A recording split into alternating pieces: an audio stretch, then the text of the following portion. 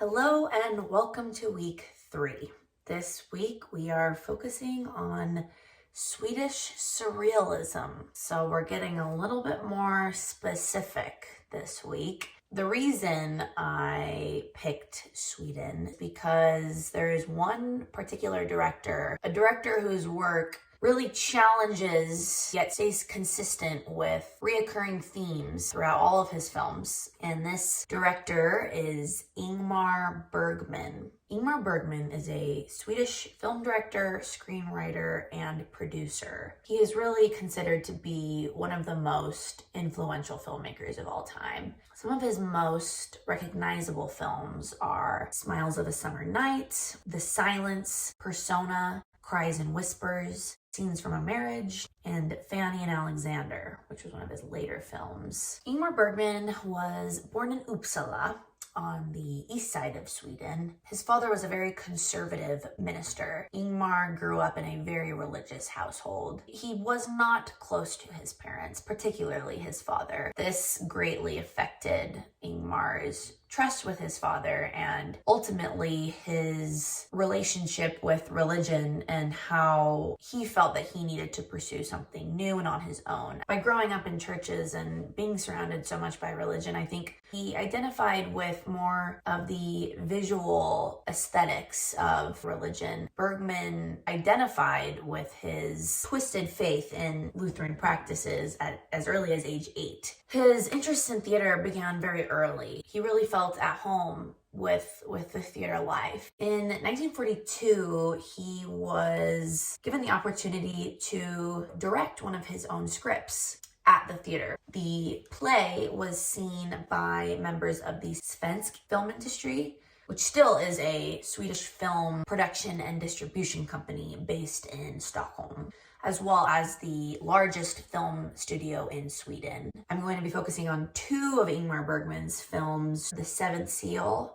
and Wild Strawberries. Both of these films were both released in 1957. Both of these films are such an interesting contrast and juxtaposition to one another because The Seventh Seal definitely reflects a really dark mood when Wild Strawberries is more light.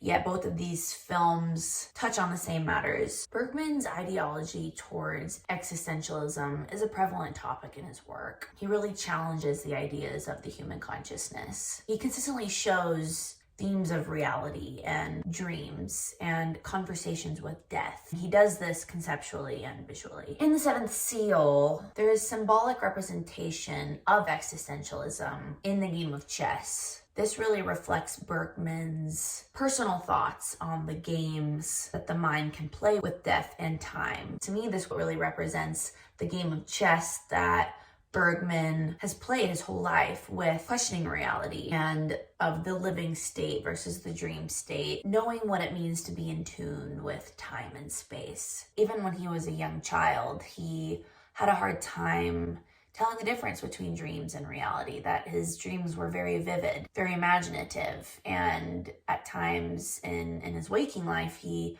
would get so lost in his imagination that he couldn't tell the difference between the two. And I think, again, that really translates over into some of these narratives of how these ideas and dreams and vice versa can completely intertwine and correlate, where it's almost surreal that these coincidences are happening, or we'll have deja vu and we don't even know why. In Wild Strawberries, there's this relevance of the parallel timing between Isaac Borg's kind of nostalgic flashbacks that he has in his dreams when he falls asleep throughout the film, and how it contrasts what's happening in present time. And the reason why it's interesting how these 2 films compare, especially as they were only released 10 months apart, is this intellectual and visual theme of this retrospection of youth, dreams versus reality, and the human existence.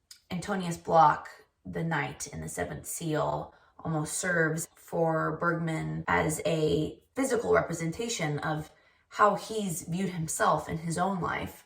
And then with Isaac Borg in Wild Strawberries, visually we are seeing so much more obvious how Isaac Borg's character can clearly represent Bergman's life within his relationships with his dreams and how vividly he lives in his dreams, almost more passionately and imaginative than his real life, and how his dream life has affected his waking life. In Wild Strawberries, Isaac Borg's dreams are very tranquil and calming and peaceful and show such a beautiful place in his life and his heart, when in his waking time in the film, he is portrayed as more of an egotistical, serious professor, very focused, almost suffering individual, as he is an old widowed man. When he is living in his dreams, he's surrounded by his loved ones. He sees his parents again as they were when he was a young boy. He revisits his childhood home. He's reunited with these familiar landscapes, and these wild strawberries around him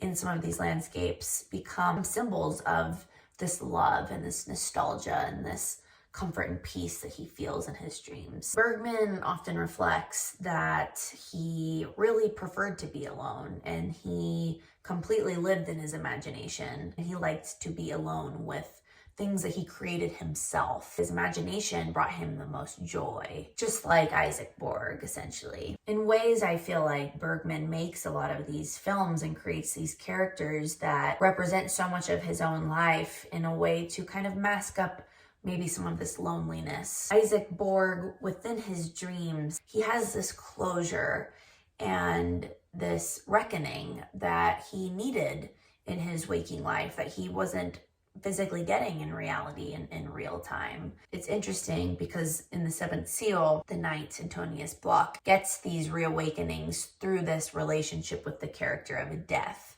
which is a product of his imagination. And then we have in Wild Strawberries these actual dreams that Isaac Borg is having, these revelations and these questions answered about his existence and about his relationship and questions with existentialism and human existence and what his consciousness was really ultimately trying to tell him all along.